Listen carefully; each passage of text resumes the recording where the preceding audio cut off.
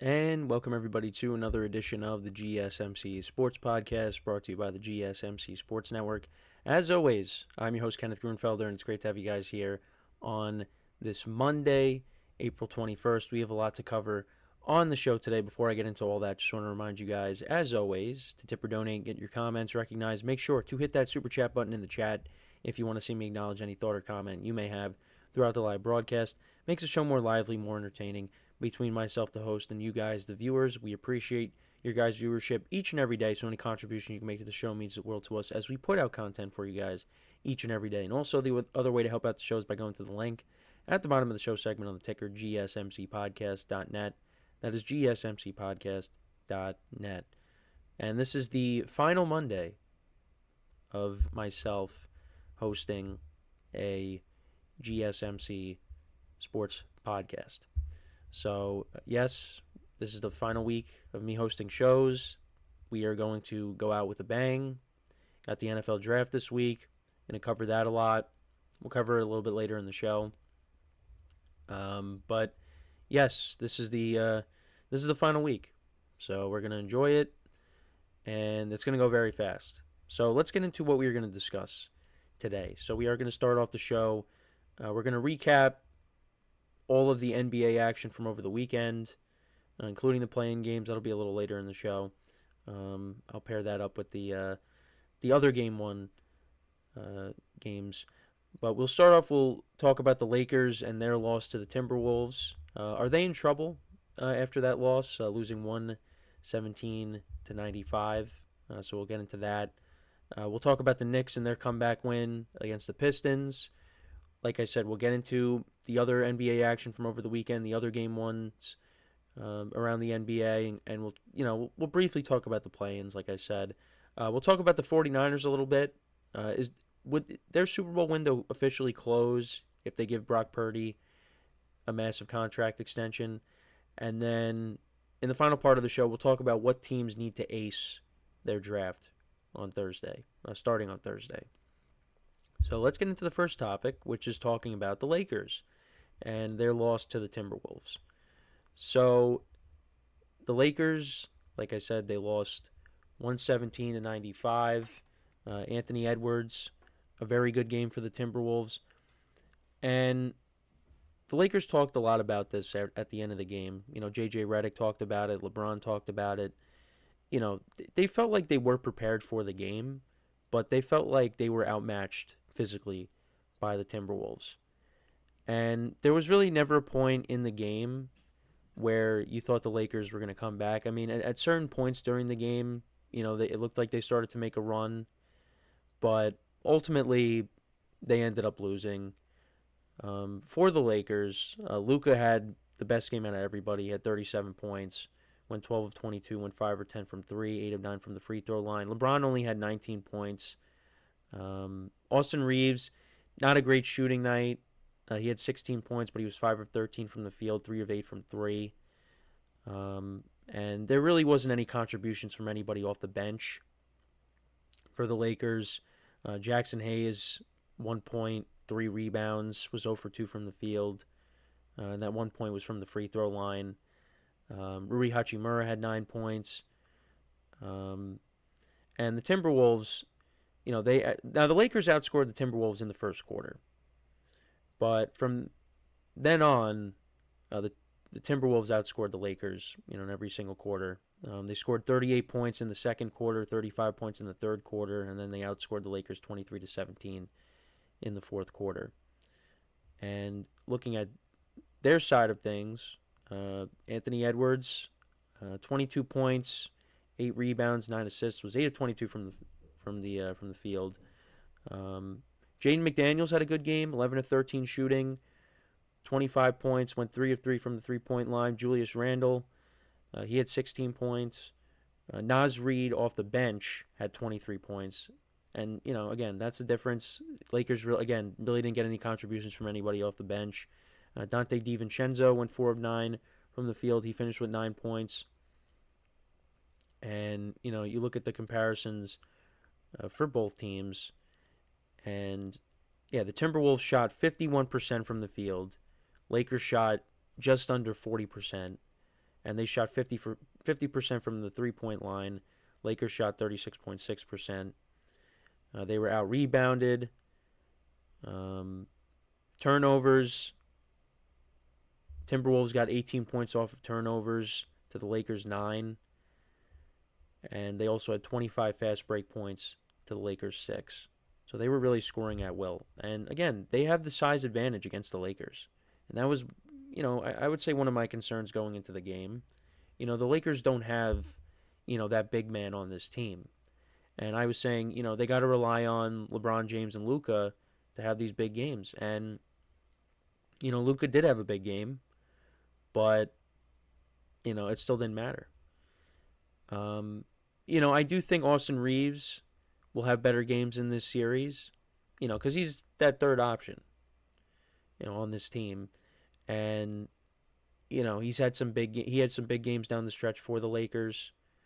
And I expect him to have one of those type of games in this series. And I expect LeBron to, finish with more than 19 points. This series is not over by any means. But I didn't like what I saw in Game 1. I didn't. And this Timberwolves team, look, it's a little bit different. There's no Karl Anthony Towns. But this is a team that went to the Western Conference Finals last year. And Luka knows a thing or two about that because he's the one that knocked them off in the Western Conference Finals last year with his former team, the Dallas Mavericks, who we'll talk about a little bit later in the show. And their play-in game that they ended up getting eliminated in. Like, this is a good Timberwolves team. They're well coached, and they got some good young players on that team with some veterans as well. The Lakers got their hands full. And I talked about Austin Reeves and how he needs to be better. And obviously, LeBron and Luka are going to get their numbers. But who's going to be that other guy that's going to step up besides those three? Because they need more contributions. And, if they don't get that... Now, I don't expect the Timberwolves to shoot, 50% from three. That's not going to happen every single time. Every single time. Now, if it does, then the Lakers are really in trouble. But this is a big game. This is a big game, too, coming up. Because, if the Lakers go down 0-2, then you really have to start to worry. Because obviously, you want to win Game 1, especially when you're on your home court. Because now, you kind of gave home court advantage now to the Timberwolves. Now, I don't expect the Timberwolves to, let's say the Lakers win Game 2 tomorrow night. I don't expect the Timberwolves to go back to Minnesota and win 3 straight. I think this is going to be a close series. But they'll make adjustments, and we'll see how they come out tomorrow. But that was not a good performance by the Lakers. And the Timberwolves are legit. This Western Conference, and we'll talk more about some of the other series as well, but other than maybe like the Thunder Grizzly series, all these series in the Western Conference, it could go either way. That's how loaded this conference is. So, if the Timberwolves win this series, I don't think, people are going to be overly surprised by this. Because, again, they made the Western Conference Finals last year. This is a good team. This is a very good team. But let me know what you guys think, though, about this game from the other night. What are your thoughts on how it went out or how it went down? It's a big game, too, coming up tomorrow night. Because I do think that if the Lakers, if it's a similar performance like we saw over the weekend, if we get that in Game 2, and then you're going back to Minnesota down 0-2, it's not looking good. It's not looking good. And there's some matchup problems between these two teams. Like I said, they have the size advantage, the Timberwolves. So, yeah, let me know what you guys think, though, about this game. Let me know in the comments. Like I said, tomorrow night in LA, Game 2, that's 10 p.m. Eastern Time. That'll be on TNT. So, when we come back from our first break, we will talk about the Knicks and their insane run that they went on towards the end of their Game 1 victory against the Pistons. We'll talk about how that game went down, and we will talk about tonight's game a little bit because I will be there in person tonight. I will be at my very first NBA game tonight at Madison Square Garden. I'm really excited to experience that playoff atmosphere because that place is going to be nuts tonight. And yeah, we'll get into all that when we come back from our first break. And then, like I said, later in the third segment, we'll take a look at the other Game 1 matchups as well around both conferences, and we'll take a look back at the play-in games from Friday and how those games went down. We'll do all that when we come back, like I said, throughout the show. That'll be a little bit later, but we'll talk about the Knicks when we come back from our first break. So, with that being said, stick around, and we'll be right back here on the GSMC Sports Podcast.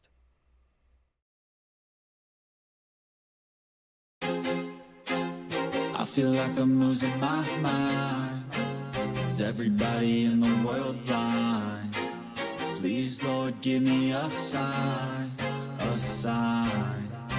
I feel like I'm losing my mind. Is everybody in the world blind? Please, Lord, give me a sign, a sign. I wanna be the greatest. Everybody on the fake shit. I look around and feel like everybody is the fakest. I make this every day and I'm impatient, hoping one day I blow up from the basement. Statement, the top is so vacant. I don't hear shit that I think is amazing. Waiting for my day when I'm playing sold out shows for 1,000 faces. Hey, give me that crown, get in my way and to be put down. It ain't your place, all this my town. If I want that shit, then I'll get it right now. I'm losing it, the noose it fits, I'm losing shit. A stupid myth, you choose to live or choose to dip. You choose to fight or lose your grip and lose a gift. Oh, I feel like I'm losing my mind. Is everybody in the world blind? Please, Lord, give me a sign, a sign. I feel like I'm losing my mind. Is everybody in the world blind?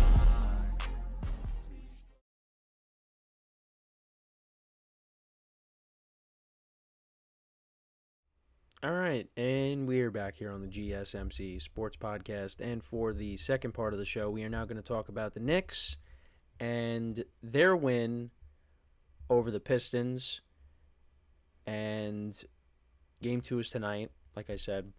They won 123-112, and this was a roller coaster of a game, you know, and this has been a popular pick amongst individuals taking the Pistons in this series, and the Knicks are coming in. We're coming into this series, you know, losing, you know, 3 games to the Pistons, 1-3 against them during the year, and they needed to make a statement, and they did make a statement.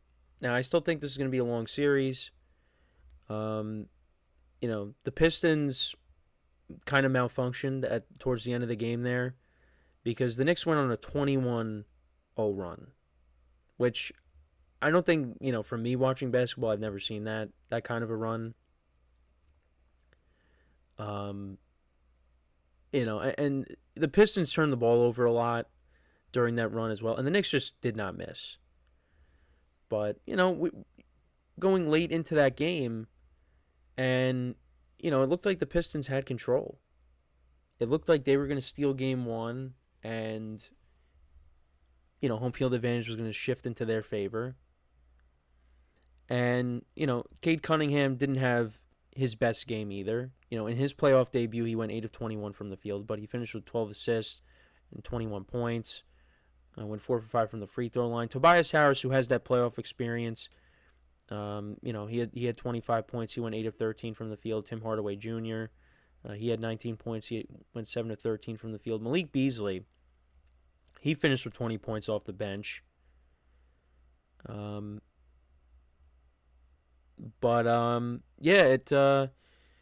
the Knicks had an insane fourth quarter. The Pistons in the third quarter, they outscored the Knicks 36-26. And then in the fourth quarter, the Knicks outscored the Pistons 40-21. But, in the first half, it was a relatively close game. The Knicks went into halftime up by 2. This game was going back and forth for a little bit, but then the Pistons really started to find a rhythm, and, it looked like I said, that they were going to steal game 1. But the Knicks went on that run, and they got key contributions from Cam Payne. Cam Payne I believe he had 11 points in the fourth quarter. Hit a few big 3-point shots, and that kind of sparked the Knicks. And they just couldn't miss. And, their best players showed out when they needed to. Jalen Brunson hit some big shots. He finished with 34 points on the night. Went 12 of 27 from the field, but he went 8 of 10 from the free throw line. He did roll his ankle at one point, and you do worry about that, and you do worry about injuries when it comes to the Knicks, because that's what plagued them last year. And Brunson got hurt, late in the Game 7 against the Pacers last year. And you can't afford to lose him. If the Knicks are going to make a run, he's got to be at the forefront of that. Josh Hart on Saturday, he finished with 13 points. Mikal Bridges, a quiet night. He only finished with 8 points. Went 4 of 9 from the field. OG Anunoby, 23 points. He went 8 of 18 from the field. Karl Anthony Towns had 11 rebounds, 23 points. He went 10 of 14 from the field. But this is a big win for the Knicks. And look, playoffs are a different animal, right? We could talk about the record, like, I brought it up earlier, how they were 1-3 against the Pistons in the regular season. But the Knicks have that playoff experience. Karl Anthony Towns had that playoff experience. Mikal Bridges had that playoff experience prior to being with the Knicks. This Knicks team knows what's at stake here. The Pistons, they're still trying to get their feet wet here. And it's going to be a competitive series. I do worry about tonight, because I could definitely see the Pistons stealing game 2 here. I'm hoping not, for my sake, just because, this is my first NBA game, and it comes at a time where we're in the playoffs. My first NBA game is going to be a playoff game at Madison Square Garden, and I'm really excited about it. But I could definitely see the Pistons stealing game 1. Or game 2. But, like I said, turnovers were an issue for the Pistons in that fourth quarter. They had 19 turnovers in total. That's not good. And the Knicks had 25 points off of turnovers. The Knicks shot 52.7% from the field, 38.5% from three-point range. The Pistons were 46.9%. They did make a lot of threes. Both teams were good from the free throw line. The Knicks shot 88% from the free throw line. The Pistons were 75%. The Pistons out-rebounded the Knicks. But the Knicks had 12 steals to the Pistons 6. Both teams had 9 blocks. But that was a big win. And like I said, and we talked about the Lakers and how they needed somebody else on their bench to step up. You look over at the Knicks. I mean, like I said, Cam Payne finished with 14 points. And he's played in playoff games in his career. They needed that, and that's the weakness of the Knicks is their bench. But their key guys came up big in big moments. Cam Payne stepped up, and they were able to walk away with the victory. And they're going for a Game 2 win tonight. I don't expect the Pistons to play as sloppy as they did in Game 1. The Knicks have to find a way to try to put the Pistons away, because they weren't able to do that, in the first half. Well, I mean, they did, for 3 quarters of the game, they weren't able to do that. But then in the fourth quarter, they woke up. And, yeah, that's all you need. But you would like to see, the Knicks try to, take a strong hold on this game and, build a sizable lead up. But I don't see that happening. I expect this to be another, tightly contested game throughout. And, it could come down to those final, several minutes in the fourth quarter. I mean, the Knicks are not going to go on a 21-0 run. It's not going to happen again. But, you gotta hope that, the stars come up big. And, we'll see what happens. We'll see what happens. And how will Cade Cunningham look in game 2? Will he have a better shooting night? He's going to find his footing in this series. That was his playoff debut. It happens. But the thing is, this is not like a one-game playoff. This is a series. So, yeah, you might have had an off night in one of the games. But, there's still more games to go. And especially if this is a long series, then he's going to find his footing. And you're going to see some better performances from him. But yeah, I mean, finish with 22 points, 12 rebounds, like I said, there are players that have had worse playoff debuts, I'm sure. So, we're not going to get all over him for that. So, we'll see. We'll see what happens in game 2 tonight. Looking forward to it. Got my Brunson jersey ready for tonight. It's going to be a lot of fun. I'm going to say the Knicks get it done tonight. They win game 2, and they go back to Detroit up 2-0. So we'll see what happens. But let me know what you guys think about game 1 between the Knicks and the Pistons. What were your takeaways from that game? Still got a long way to go in that series as well. So, before we go to break, just want to remind you guys once again to tip or donate and get your comments recognized. Make sure to hit that super chat button in the chat if you want to see me acknowledge any thought or comment you may have throughout the live broadcast. It makes the show more lively, more entertaining between myself, the host, and you guys, the viewers. We appreciate you guys' viewership each and every day, so any contribution you make to the show means the world to us as we put out content for you guys each and every day. And also the other way to help out the show is by going to the link at the bottom of the show segment on the ticker, GSMCPodcast.net. That is GSMCPodcast.net. So, when we come back from our next break, we will take a look back at the other Game 1 matchups around the NBA. We will talk about the play-in games briefly because, obviously they happened on Friday. We'll talk about what went down with those and, like I said, get into the other Game 1 matchups. There were some very good games over the weekend. The Knicks game was very good, and, we'll talk about some of the other Game 1s as well. We got some good playoff series. We really do. So, yeah, we'll get into all of that when we come back, like I said, from our second break. So, with that being said, stick around, and we'll be right back here on the GSMC Sports Podcast. Looking for your daily fix of sports talk without having to pay for it? GSMC Sports Network is available on YouTube. Just search GSMC Sports Network. Get your fix of daily sports talk shows on YouTube, absolutely free. NFL, college football, NBA, MLB, MMA, UFC, fantasy football, and so much more. GSMC Sports Network has shows running all day long, with new sports shows starting every 2 hours. Just like on your favorite cable sports channel, except GSMC Sports Network is absolutely free. Just search GSMC Sports Network on YouTube to catch one of your new favorite shows, like the GSMC College Football Podcast, Chip Shot Football Podcast, Hoops and Heels Women's Sports Podcast, GSMC Basketball Podcast, and so many more. Check it out for yourself. GSMC Sports Network, now available on YouTube absolutely free. Search GSMC Sports Network on YouTube right now.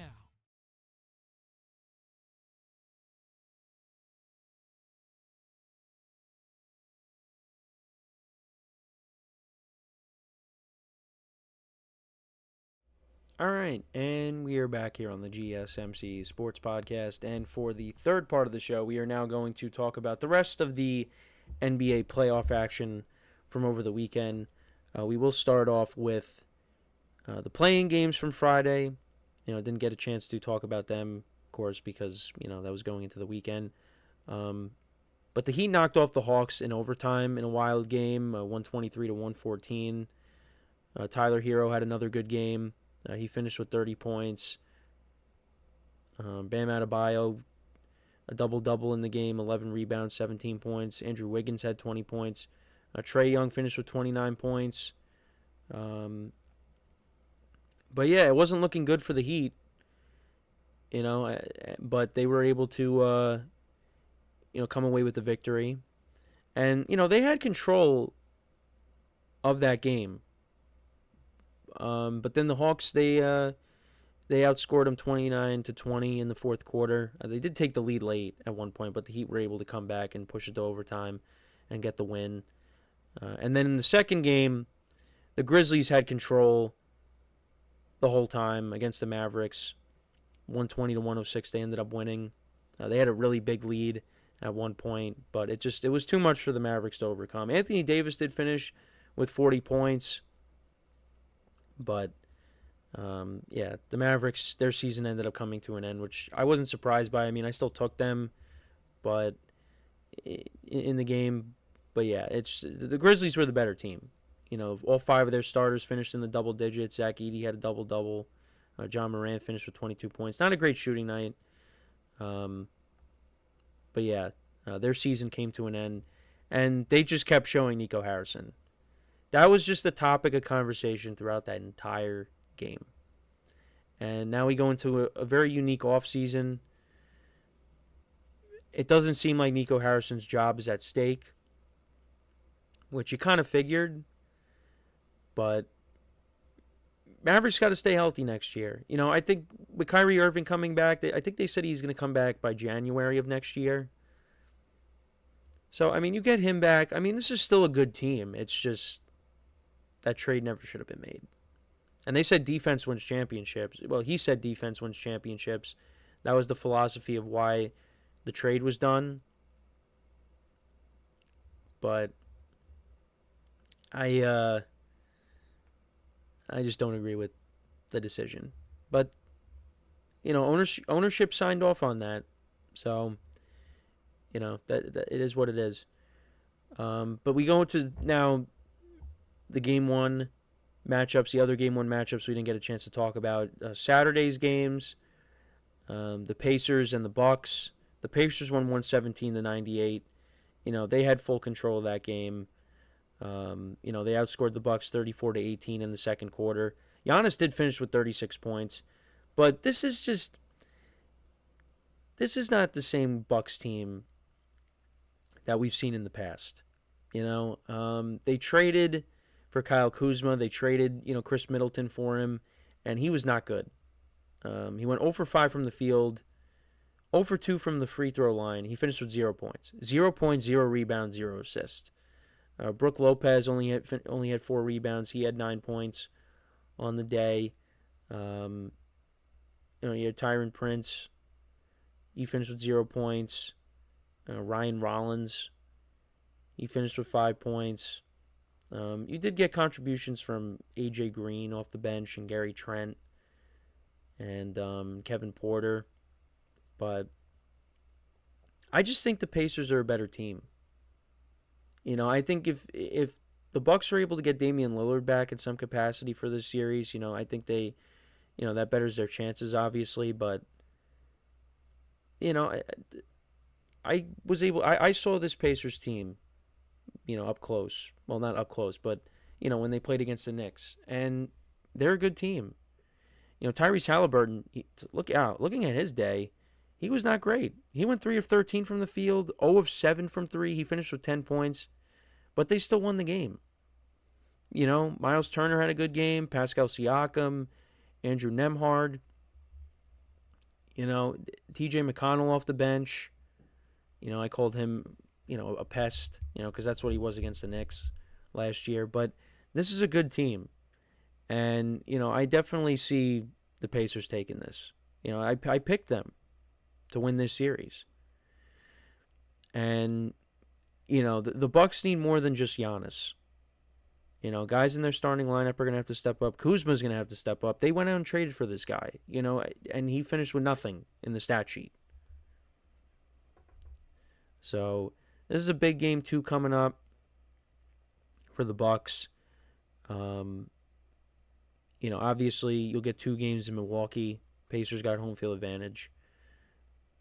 And Tyrese Halliburton was talking some trash with Damian Lillard. So it's not looking good right now for the Bucks.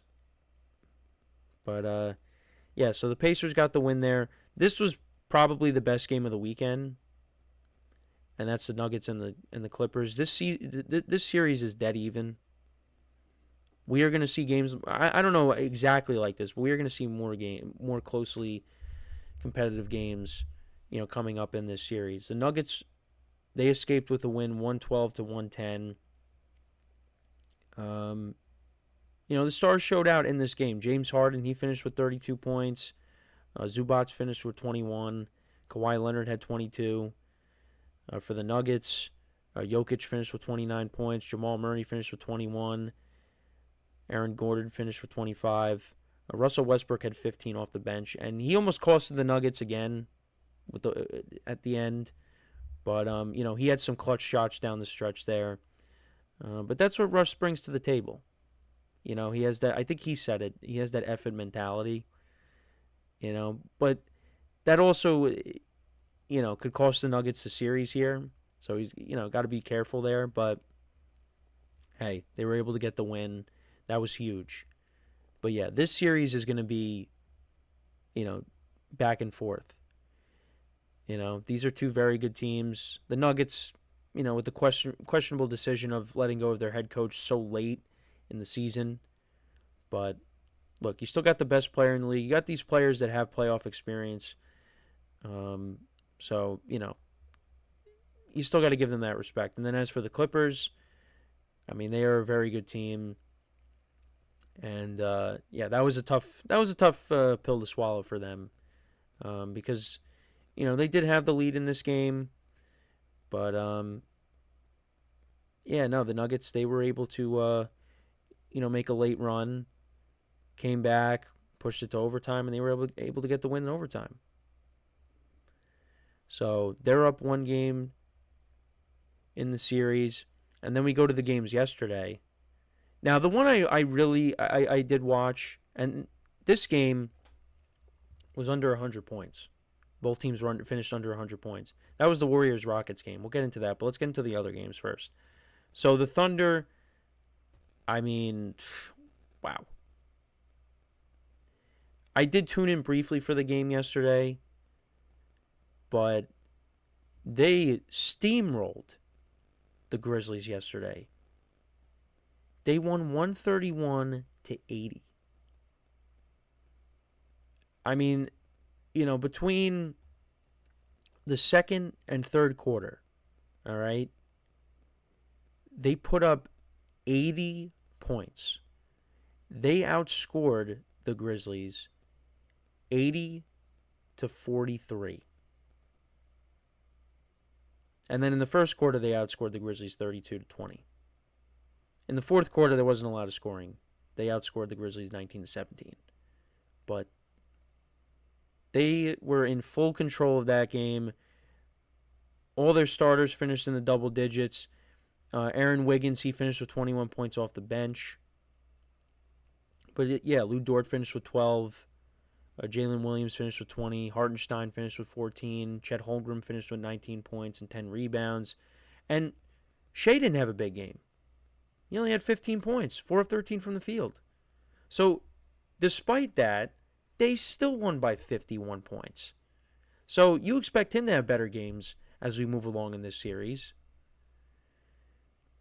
This series is over. Like, this one, I can definitively say, this series is over. Maybe the Grizzlies steal a game, but, the Thunder are winning the series with ease.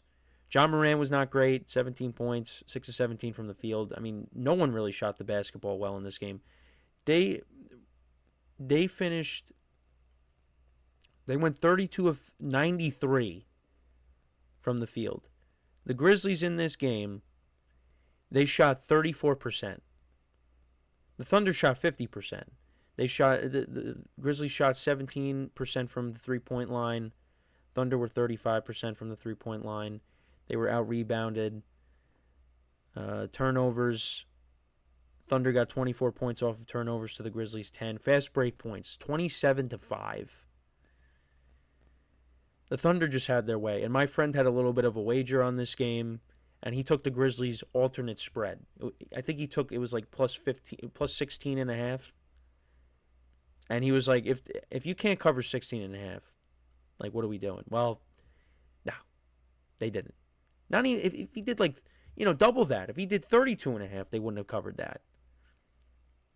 Very lopsided. I have not talked to him since that happened. But yeah, that was not good.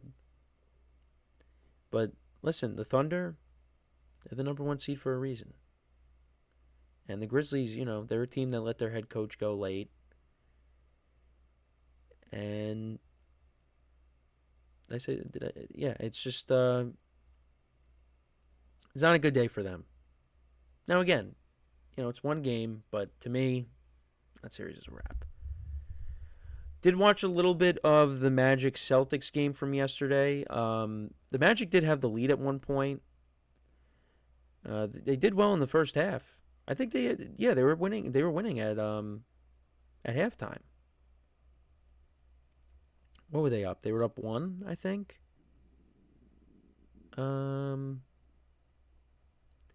Let's see. Yeah, they went on a run towards the end of the first half. And yeah, they were up 1 going into halftime. So you had to feel good as a Magic fan.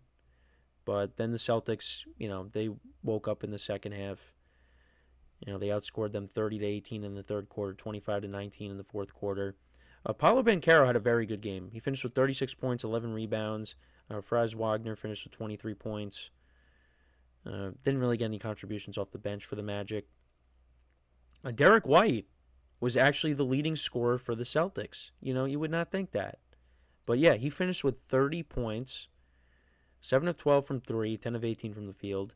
Jason Tatum, 17 points, finished with 14 and had 14 rebounds. Jaylen Brown had 16 points. Yeah, but they still were able to get the win.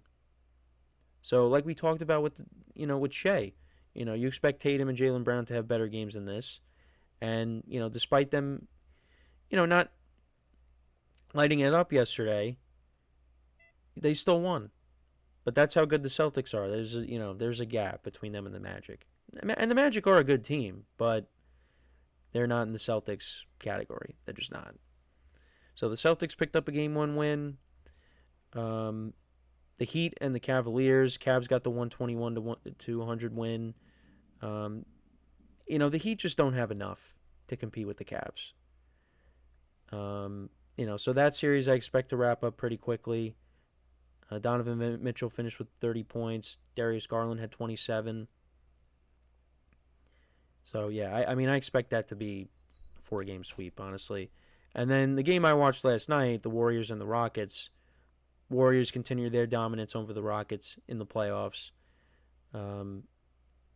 Rockets came out firing, but the Warriors in the second quarter, they outscored them 29-13. And we saw some crazy shots from Steph Curry last night. There was that one point in the third quarter, that 3-point shot, contested three. He's like fading away, and he throws it up, and it goes in. He's still doing it at 37. And he looks like he's 27 out there. But you had him finish with 31 points. You had Jimmy Butler finishing with 25 points.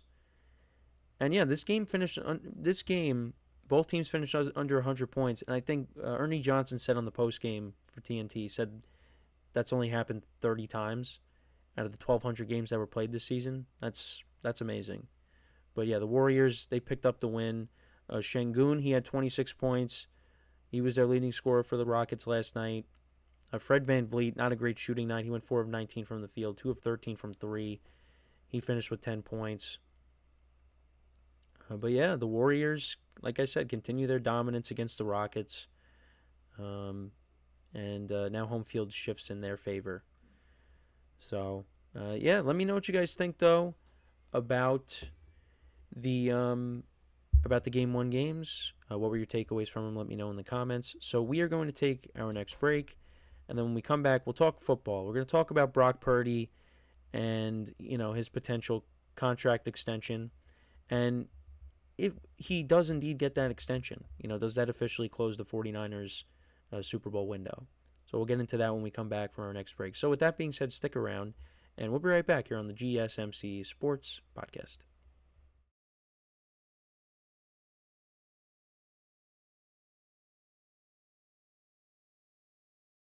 For the best and latest podcasts available anywhere, go to the podcast app on your cell phone and type in GSMC to access free content-rich podcasts on health and wellness, book reviews, sports, entertainment, relationships, social media, movies, technology, finance, and even weird news. Subscribe and download the GSMC Podcast Network's family of shows, available everywhere podcasts are found.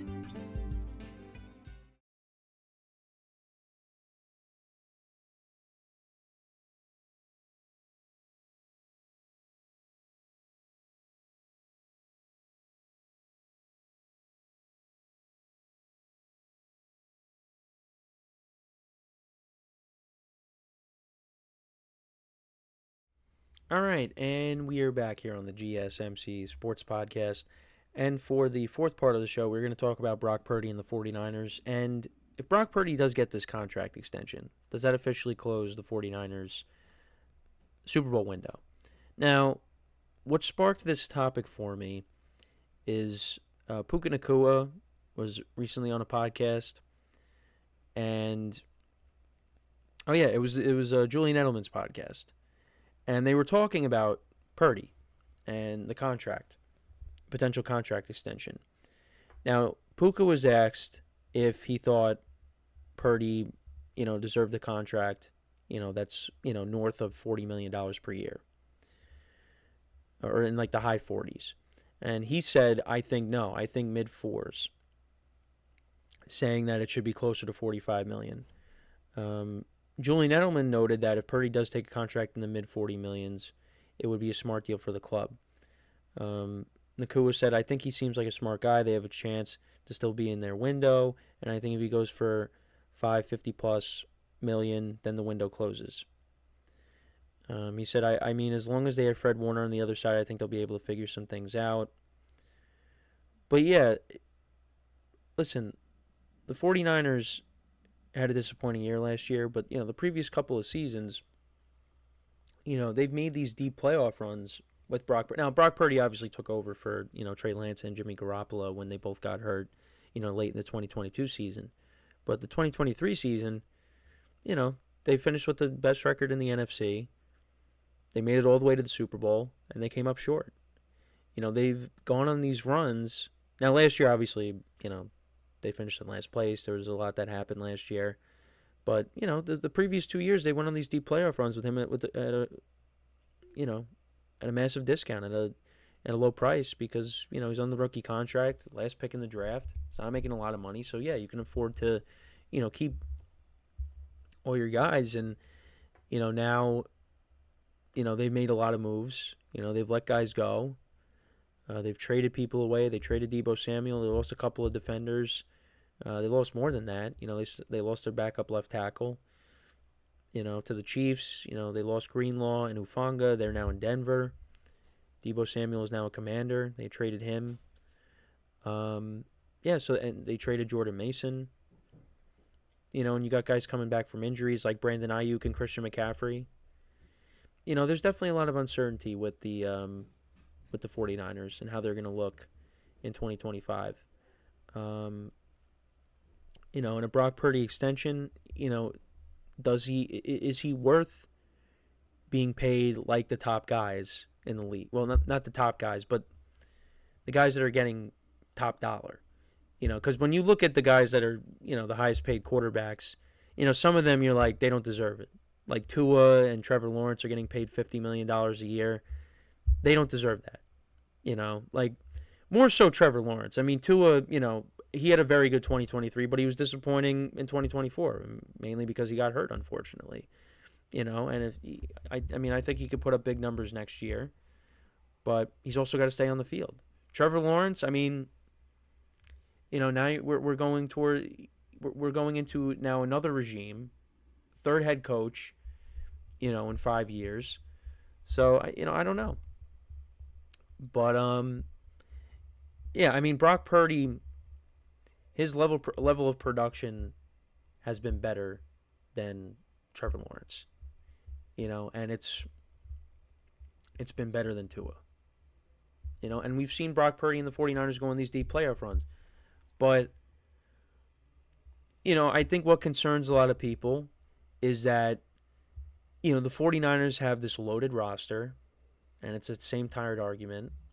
49ers have had this loaded roster in all the years Brock Purdy has started. And, when guys got hurt last year, they took a step back, and he took a bit of a step back as well. So everyone looks at that and says, well, you give him that contract and they don't have this loaded roster like they've had in years past. Now you can't go and make the roster better to make him more successful. But I do think this is where I will push back. When people say that, that means they think Brock Purdy is he's just going along for the ride. But think about this. I think when he stepped into that role, and, we saw how he played in 2023, I think of the quarterbacks that we've seen in that system since Kyle Shanahan became the head coach, I think he did the best out of all of them. I think he's better than Garoppolo. I mean, obviously he's better than Trey Lance. We really didn't get to see what Trey Lance could do. Probably never will get a chance. Now he's with the Chargers, so, and Justin Herbert's the starter. But Brock Purdy, I think, performed the best out of what we saw. And Jimmy Garoppolo did, lead the 49ers to a Super Bowl. But you could also say they had a loaded defense. They had a very good running game. I mean, they had Garoppolo throw what? How many passes did he complete in the championship game that year? 2? And they just handed off to Mostert, and, he ran for over 200 yards in that game against the Packers. Yeah. But I think Brock Purdy is a solid quarterback. I don't think he's elite. I don't think he's a system quarterback. He's good. He's good. He's in like that second or third tier when you're ranking the quarterbacks. But I don't think, if they pay Brock Purdy, I don't think that means the 49ers are they're done.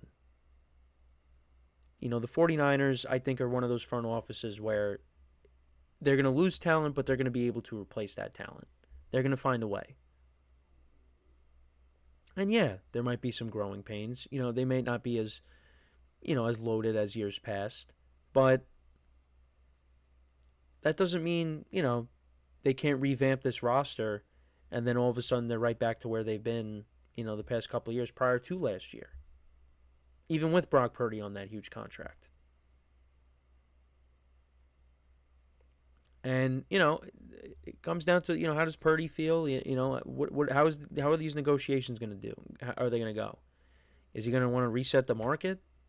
Or is he going to want to be realistic and say, look, I know what I am. I know what I'm worth. But I also, want to make sure that this team can go out and make the necessary moves to get us back to a Super Bowl. So maybe you do take a little bit of a discount. So the 49ers can be more flexible. Now, obviously, you can restructure contracts along the way and, open up more cap space. So then you're able to keep guys or, bring in free agents, whatever. So there is that. But, we'll see how it goes. We'll see how it goes. I mean, there's still time here, but, you got to make a decision at some point. The 49ers, they want to put last year behind them, and they want to return to dominance in the NFC.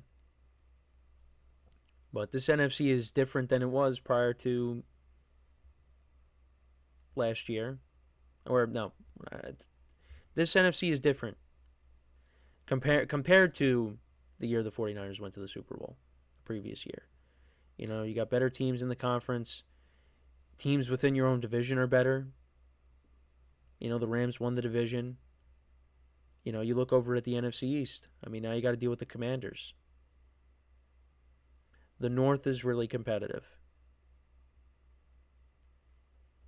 The South, I mean, the Buccaneers are not going anywhere. The Falcons, we'll see how they look.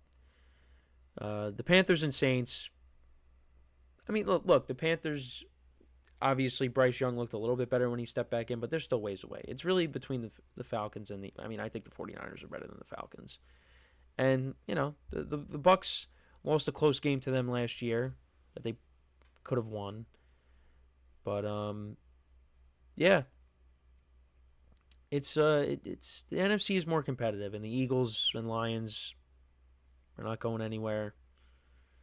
So, 49ers, they got some big decisions coming up. And, they still have the window. The window is still there. There's still enough talent on this team, on both sides of the ball. You got to hope guys come back healthy. Christian McCaffrey and Brandon Ayuk, like I said. You still got George Kittle. Hope some of the young guys step up. We saw Juwan Jennings. He played well at certain points last year. Ricky Pearsall. How is he going to look in year 2? The defense, you still got Fred Warner, and you still got Nick Bosa. So, there's still a lot of talent on this team. And like I said, I think they're going to figure it out. But, yeah, you do worry about if Purdy wants, what Dak Prescott got. That really does hurt them. At least in the short term. I think it hurts them. But let me know what you guys think. Does a Brock Purdy extension put their Super Bowl window at risk? Or, do you think their Super Bowl window is already closed? Let me know in the comments. So, we are going to take our final break of the show. And then when we come back, we will talk about the teams, the NFL teams, that have to nail their drafts.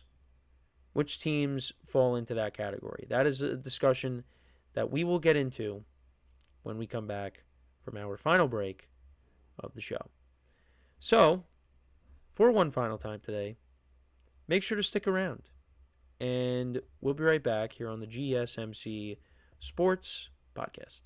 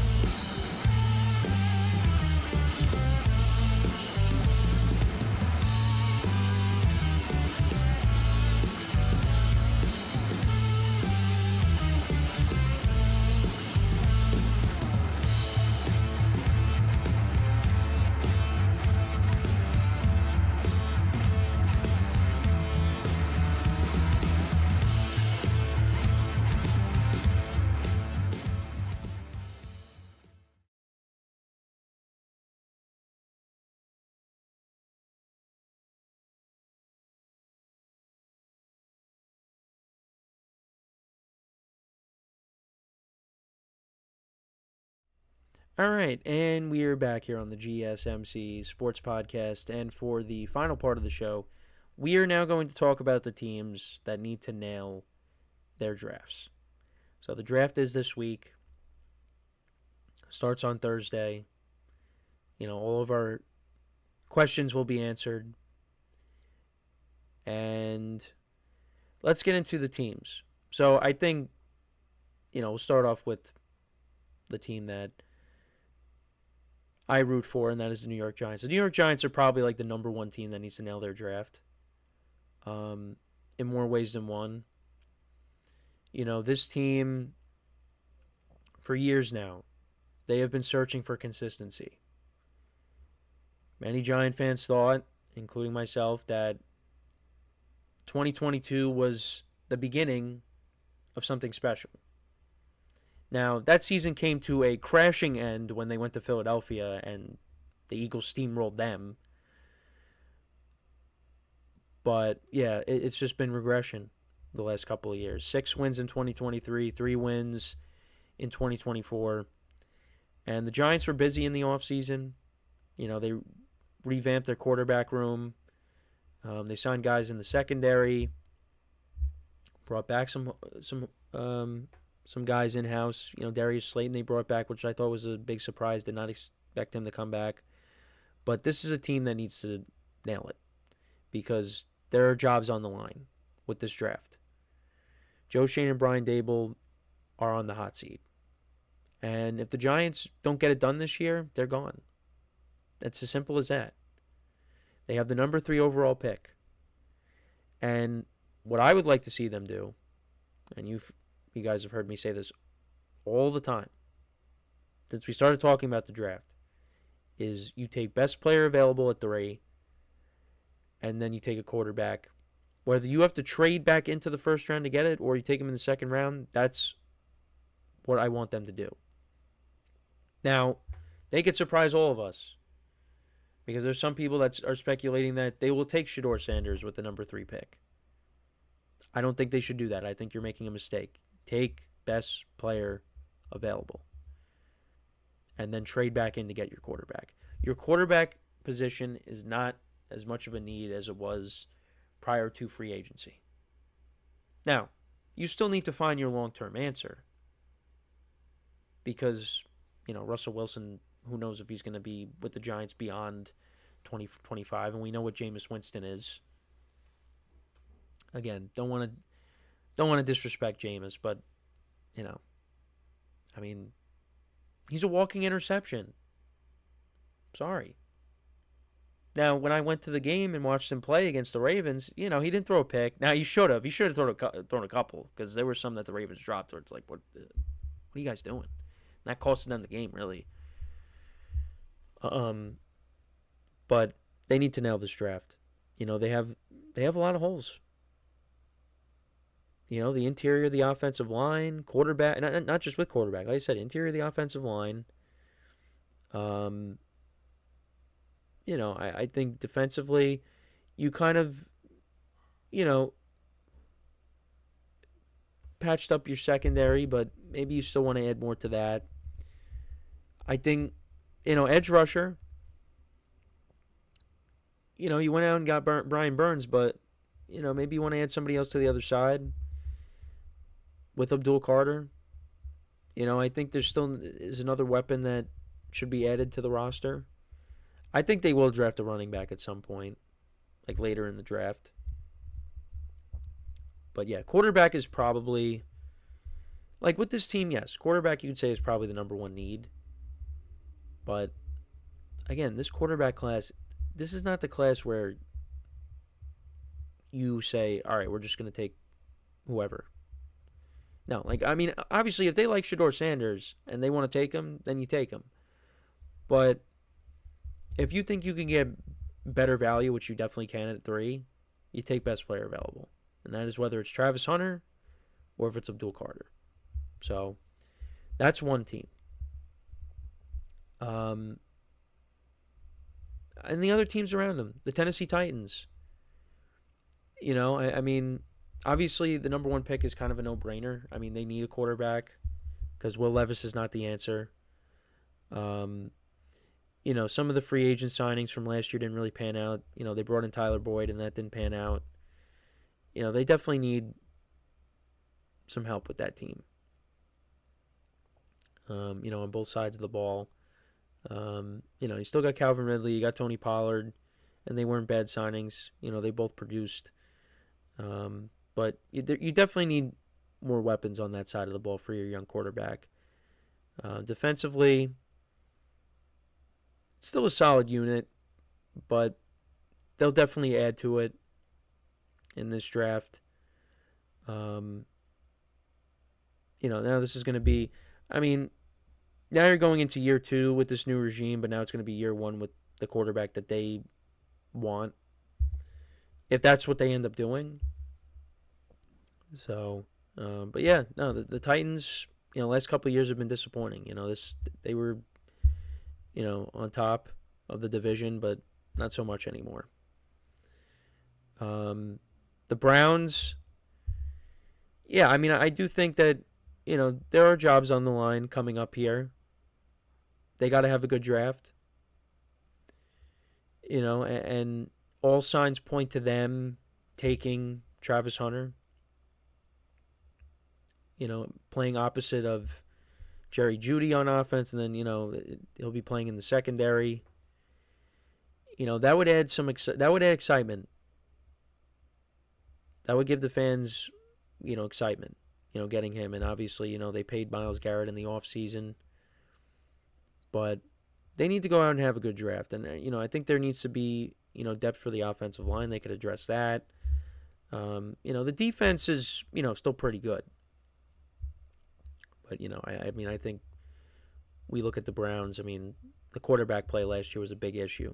So, they could be another team that takes a quarterback. Maybe they surprise us and they take Shedeur Sanders at 2. Or they do what I said the Giants could do, where you take best player available, or you trade back into the first round and you get a quarterback late. Depending on, if Shedeur Sanders slides, which I don't think he's going to slide too far. Because you do have another team that I will say as well that needs to nail their draft. But the Browns definitely. Last year you finished with 3 wins. It was the complete opposite of the year before when you won 11 games. So, you got them, the Raiders. This is the first year of Pete Carroll. Obviously, if the Raiders are bad this year, I don't think, unless they're really, really bad, which I don't expect that happening. Pete Carroll is, here for, we don't know how long he's going to be with the Raiders for, but he's going to be there for multiple years. And they need a lot of offensive talent, I think. The whole roster needs a lot of work, but I think, you need to add more to this offense. And I think with their first pick, I think it's going to be Ashton Genty. I've said that all along. I think they're going to take him. They were not a good team running the football last year. I think that's where they're going to lean. And then, or maybe they take a receiver with that pick. But they will. I think they will take a receiver at some point in the draft. But yeah, you need a lot of offensive talent there. And you know what? I think if they nail this draft, that's only going to help them out.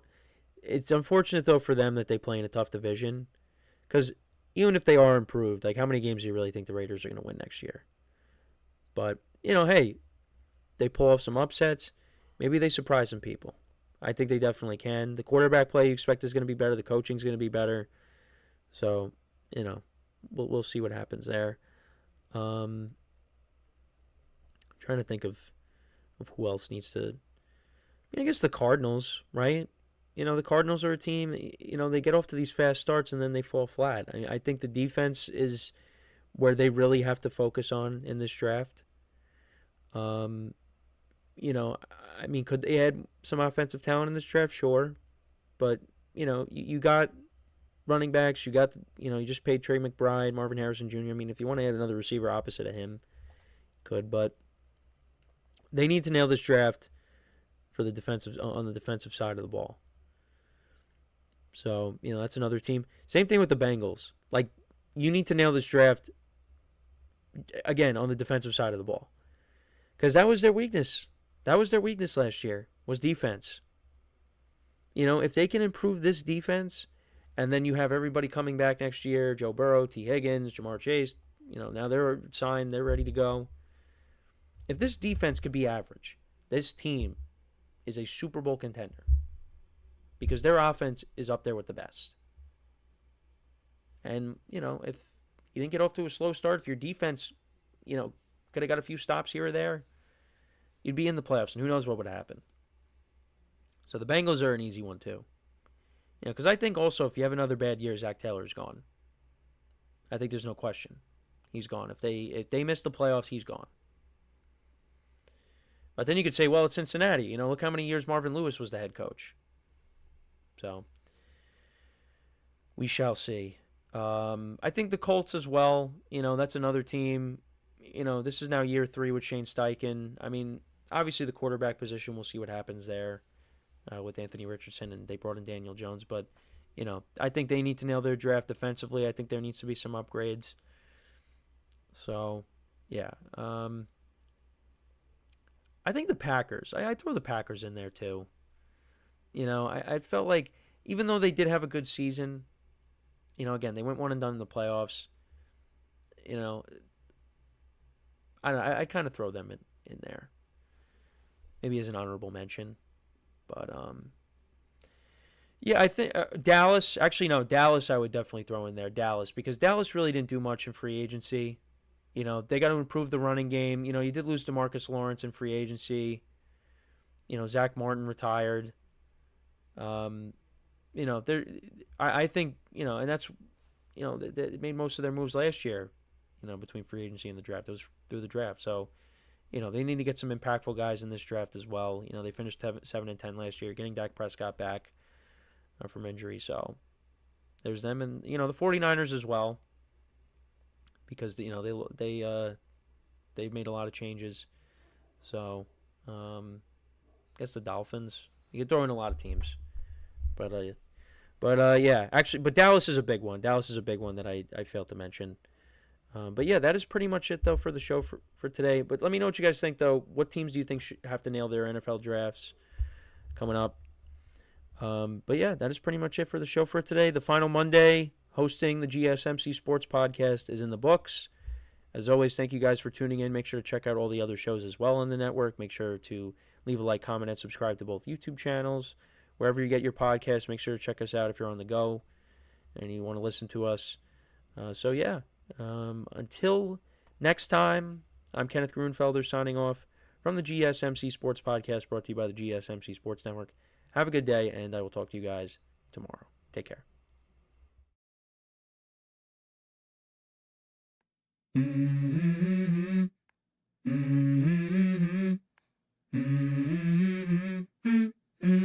Let's go. I wake up to a little bit of drool on my pillow, feel like it's gonna be a bad day.